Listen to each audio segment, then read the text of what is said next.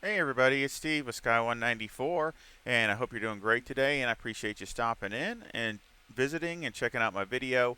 And I had a request to see if I had a newer setup for Silverstone for the Porsche, and from Stu, and basically I tried the one that it was an older one. It's probably about 6 months old, and it was okay. It wasn't really too bad, but I just figured I'd go ahead and try to update it uh, with the 2020 tire also. And so here we go, trying to make this as quick as possible. Um, do a few laps and then go over the setup. And of course, I'll leave the link to the setup in the description. Let's go back here.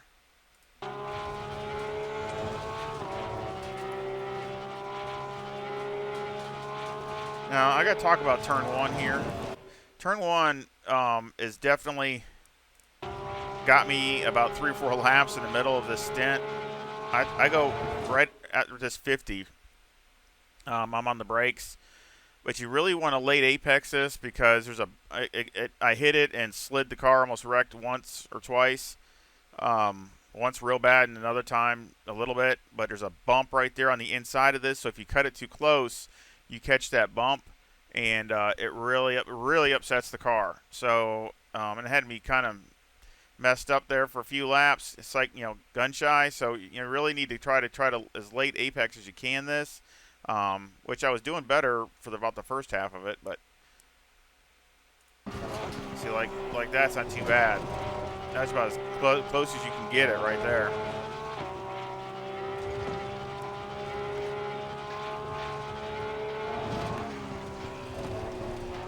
And this is always a tricky section for me, but it's so tough, but you can't try to overdo it or you just end up wrecking.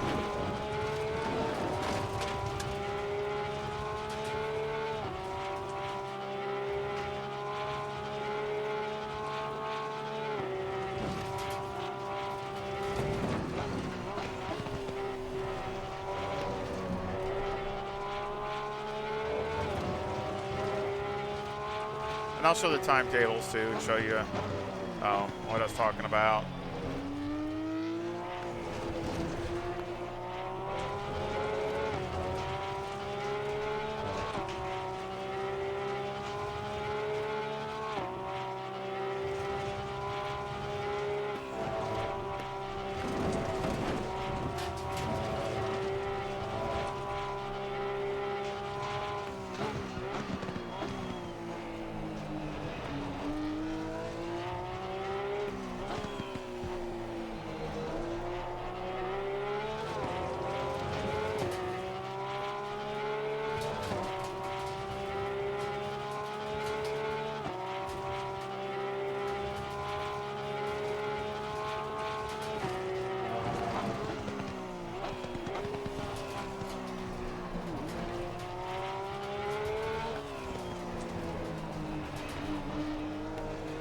Track is so hard on tires.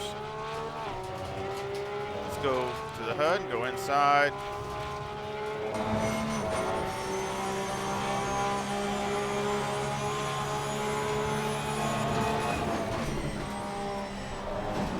That was a 159.33. A fast lap.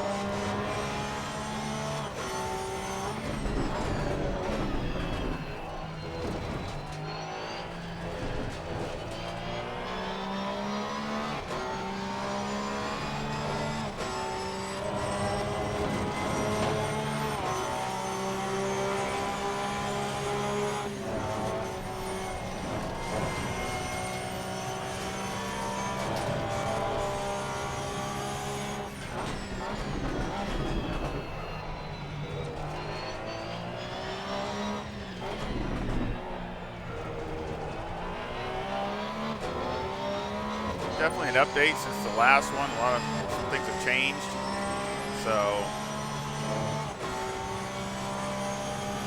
it was worth it to redo the setup.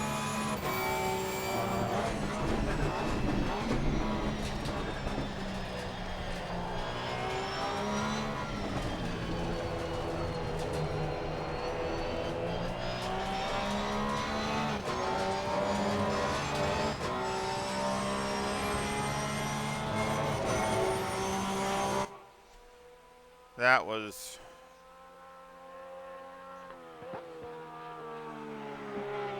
$159.42. So I like that. So let's go ahead and just I'll show you the last lap.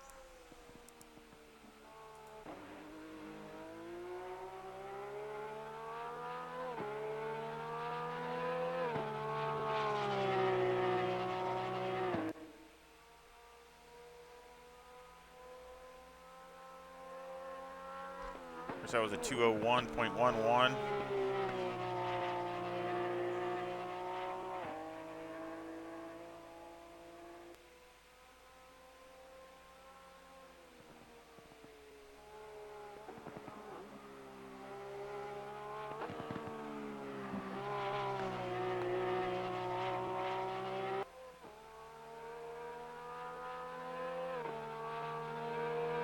Of course, I started out with 65 liters, so just like I always do.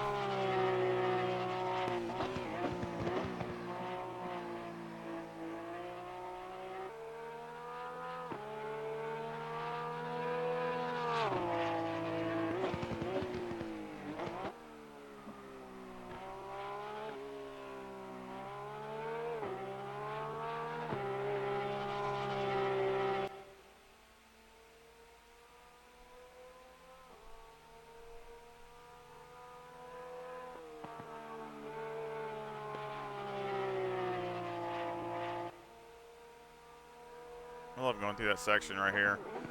That's one of my favorite. That's probably one of my favorite parts of Silverstone. I love going through that part. But you got it. This that corner and this one there, you just it's so easy to misjudge it. You end up running wide or doing something, you know, or hitting the sausage or whatever.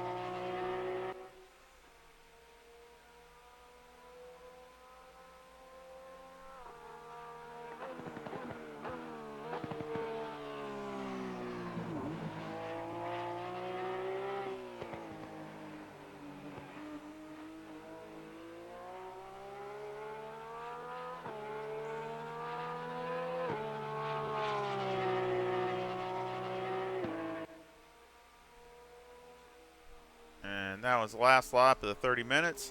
And that was a 2 minute and 0.95 for my last lap. So let's go to the garage. And let's look at the timetables. As you say, some of these I had an out, like this, the 201 here. I think one of these I about wrecked. That one or was that one? One of these two. I think it was this one because it was out of bounds, and I went out of bounds that turn one. So I think that one I almost wrecked. But yeah, just middle part here just kind of had me messed up. I got a good lap there, but then kind of messed up there again. So, like I said, it's kind of one of those things where it's, you know, turn one just had me as painfully turn one. All the other parts of the track was pretty normal for me, but turn one I just kept for some reason, you know, I was cutting it too early or you know, holding on the brakes too much going into turn one instead of just getting on the brakes and getting off and letting it go through there. And it was, you know, had me basically gun shy right there. So, but again, I threw another 159.99 in there, and then so it was mainly me. And then of course the last lap. But again, you know, it ran good, and it was fairly balanced. I mean, nothing drastic. Yeah, you start maybe getting a little understeer, which you could dial in with the brakes to help out, which I didn't. You know, the problem with Silverstone is if you get too much rotation in it, then even the beginning, when everything's working great and you got a good fuel load and everything else, you end up going through those S's and you lose it. So it's a real hard balance to keep it to where you got to, you know, get it to turn and rotate as much as you can, but yet not over rotate for going through those S's and things like that. So let's look at the setup. And also another thing, my tires were just a teeny bit too hot on the left side, so I already corrected that. But they were about 2 or 3 tenths higher on this left side than I wanted. They're like 28.2, so they're a little bit too high. But I mean, that might have had a little effect. But so I adjusted that already. But the pressure at 25.6 left side, left front, left rear, and 26.8 for the right front, 26.7 for the right rear. Toe is a negative 0.03 on the front with the camber at negative 3.7 and the caster at 11. On the rear, the toe is 0.1 with the camber at negative 3.1. Electronics were 3, 5, and 3. Fuel, I started out with 65 liters. And it looks good except for this one here. This one left front says severe graining, and it's probably because I was sliding sideways in that turn 1 a couple times, and that definitely on that side. So it's probably really was hard on that tire right there. I'm surprised I didn't get a flat spot. But that's probably some of that anyway. But this tire had none, and the other two were just light on the rear. So again, I think it's mainly because of the 2 off tracks, or basically off tracks. Mechanical, got 4 on the anti-roll bar, 56 on the brake bias, steering ratio turned all the way down. The springs on the front are 137,000, which is different from the other setup. It was 127,000, I think, and I did try that. But what happens is it handles the bumps better, but it it pitches on the corners too much with the softer springs, and it just didn't work. You'll be all right for a few laps, and then after a while, it just was to where you couldn't even really drive it. So I just went ahead, and when I went up to one more on the springs in the front, it was fine. Now I could go up probably one more, and it'd be even better.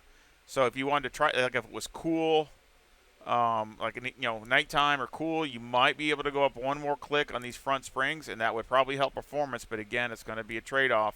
You're probably going to have a little more wear, maybe more chance of graining. But it's something you can try if you're looking for performance, and the track is really good. Not hot. I mean, we're talking at basically low 20s, high teens Celsius. You might be able to go one more click up.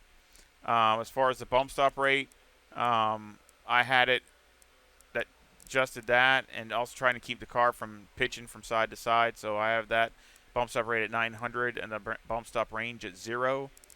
And then on the rear, the spring's 187,000, which seemed to help it, which I think it was a softer spring on the other one too. So both of these are stiffer than the older setup. The bump stop rate is 600 on the rear with the bump stop range of 20. Anti-roll bar is 4, and the preload on the diff is 60, which I did play with those, and this found that the best combination. Shocks on the front are 7, 6, 11, 12, and on the rear they're 8, 7, 11, 12. A little bit different, just a teeny bit adjustment on that. Aero got 56 in the front, 75 in the rear, with a 3 splitter and a 7 rear wing, and a 3 and a 2 in the brake ducts. And that has been changed. Some of the ride heights have been adjusted accordingly, and just to try to get a little bit more front end grip, especially near the end of the stint when you get prone to the worst understeer and the tires are worn and you got no fuel up front and things like that with the Porsche. So that's what basically I'm trying to get some more front end grip, but not overdo it to where when it's all new, the car is over rotating. So again. But that did adjust that, and of course the front aero variation is 3.5 to the positive. So I hope you enjoyed that setup. If you don't mind, please like and subscribe if you haven't subscribed. It really does help the channel and help with all the YouTube stuff. I know you hear that all the time, but it really does help get the the video around. And also, if you know anybody, any leagues that you're in or any whatever. Friends that you race with and are looking, again, all my setups for free. I mean, they might not work for them, but I mean, at least if they haven't lost anything other than the time. So again, I sure hope it does work for you, and to where at least you don't have to make but maybe a few little adjustments for your own. But I mean, basically, it's right there, and I sure hope it helps you and gets you to go faster and break some of your personal bests. And I sure hope you come back and you visit again. Y'all take care. See ya.